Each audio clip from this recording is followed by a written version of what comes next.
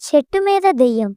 పూర్వం అడవిని ఆనుకుని భైరవకోన అనే గ్రామం ఉండేది. అడవిలో ఒక చెట్టుకి శివయ్య అనే వ్యక్తి ఉరివేసుకుని చనిపోయాడు. 3 నెలల తర్వాత ఆ ఊళ్ళో గంట మోగిన చప్పుళ్ళు వినిపించేవి.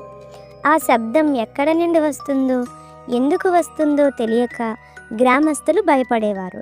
రాత్రులు అయితే మరింత వణికిపోయేవారు.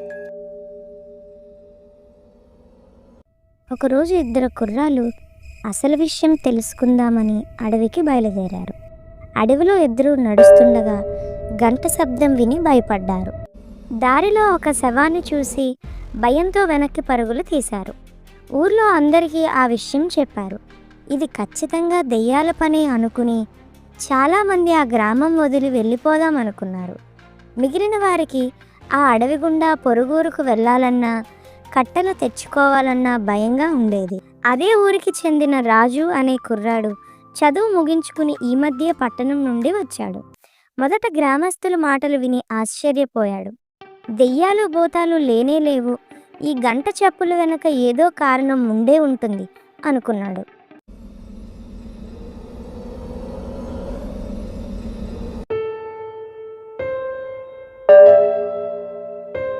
రాత్రి నెమ్మదిగా గంట శబ్దం వస్తున్న వైపుగా నడవసాగాడు.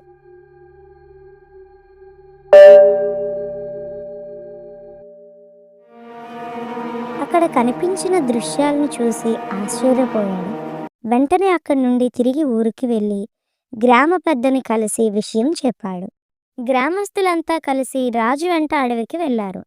వారంతా ఆ గంట ఉన్న చోటికి చేరుకుని ఒక్కసారిగా అవాక్కయ్యారు. అక్కడ ఒక చెట్టు నిండా కోతులే ఉన్నాయి. కొమ్మకు గంట వేలాడుతుంది.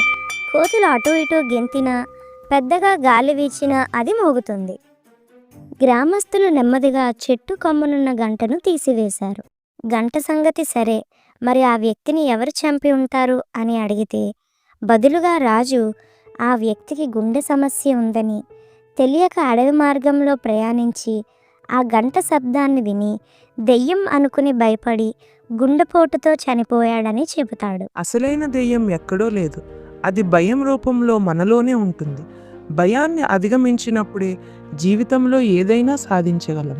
మూఢనమ్మకాల వల్ల ఇన్ని రోజులు దెయ్యం అనుకుని భయపడ్డామని నిజాన్ని తెలుసుకోవటం వెనుక రాజు సాహసాన్ని, ధైర్యాన్ని ఊరు వారంతా మెచ్చుకున్నారు.